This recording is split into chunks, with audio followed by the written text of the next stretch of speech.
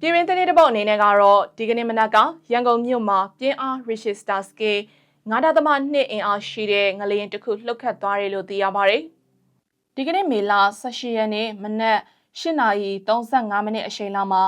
အင်အား9.2ကနေ9.3အဆင့်ရှိတဲ့ငလျင်တစ်ခုဟာ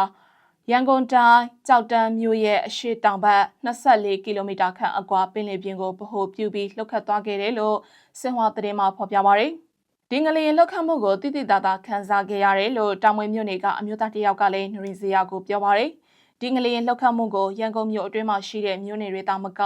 ကြောက်တန်းဖျားပုံပုဂ္ဂလေးပဲခူးတထုံစတဲ့မြို့နယ်တွေကလည်းခန်းစားခဲ့ရတယ်လို့ပြည်တွင်းမီဒီယာတွေမှာဖော်ပြပါတယ်။ရန်ကုန်မြို့မှာတော့တိုက်ခန်းတချို့မှာနေထိုင်သူတွေဟာတိုက်အောက်ကိုဆင်းပြေးမှုတွေရှိခဲ့တယ်လို့လည်းသိရပါတယ်။ငလျင်ကြောင့်ပျက်စီးဆုံးရှုံးမှုကတော့မသိရသေးပါဘူးရှင်။